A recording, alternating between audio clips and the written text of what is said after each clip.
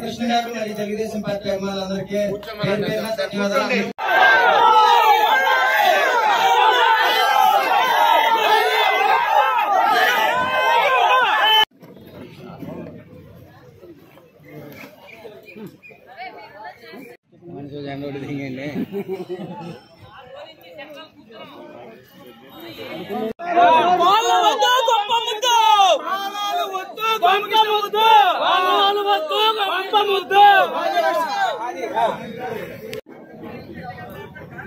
ఈరోజు పొద్దున్న శృంగవరపుకోట నియోజకవర్గం తెలుగుదేశం పార్టీ అభ్యర్థిని ఖరారు చేసిన తర్వాత క్యాడర్ అంతా కూడా నిస్తేజంలో నిరాశతో ఉన్నారు. అయితే నిన్న ఏం జరిగింది అనేది ఆల్రెడీ నేను వివరించాను క్యాడర్కి.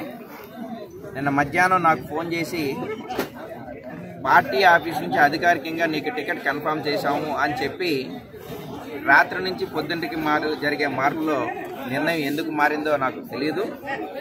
పార్టీ నుంచి కూడా ఎలాంటి క్లారిటీ రావడం లేదు.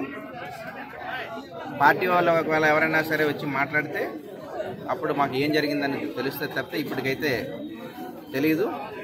నిన్న 4-5 నిమిషాలకి అధికారికంగా చంద్రబాబు గారి ఆఫీసు నుంచి నీకు కాల్ చేయమని చెప్పారు. చేసిన వ్యక్తి పేరు సత్య దామచర్ల. నీకు టికెట్ కన్ఫర్మ్ చేస్తున్నాం, ఈరోజు కానీ రేపు కానీ అనౌన్స్ చేస్తామని నేను ఆయన అధికారికంగా చెప్పాడు.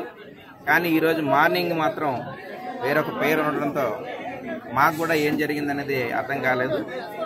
అయితే నేను ఇంతకుముందు కానీ ఇప్పుడు కానీ నేను చెప్పినట్టు క్యాడర్ యొక్క ఆ రోజు నేను వచ్చినప్పుడు నేను ఒక్కడనే, కానీ ఈరోజు నాతో పాటు వందల మంది వేల మంది క్యాడరు కార్యకర్తలు నాయకులతో పాటు ఓటర్స్ కూడా చాలా ఆసక్తిగా ఎదురు చూస్తున్నారు. నన్ను నమ్మి ఇక్కడ ఏదో చేస్తానన్న ఉద్దేశంతో నా వెనక నడుస్తున్నారు.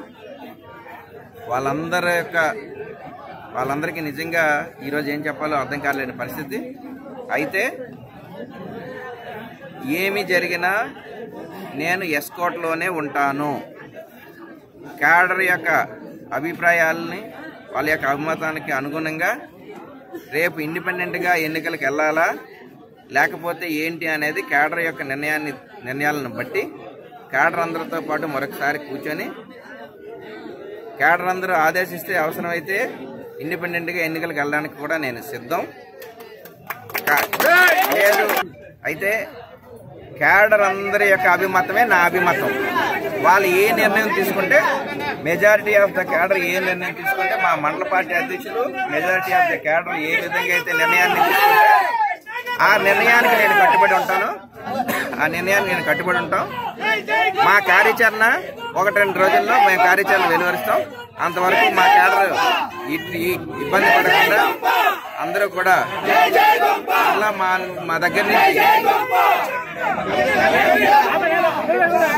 మా దగ్గర నుంచి 1-2 రోజుల్లో మా కార్యాచరణ ఏంటనేది మనం మీటింగ్ పెట్టుకుని మళ్ళీ ఏం చేస్తామని మీకు వివరిస్తాం.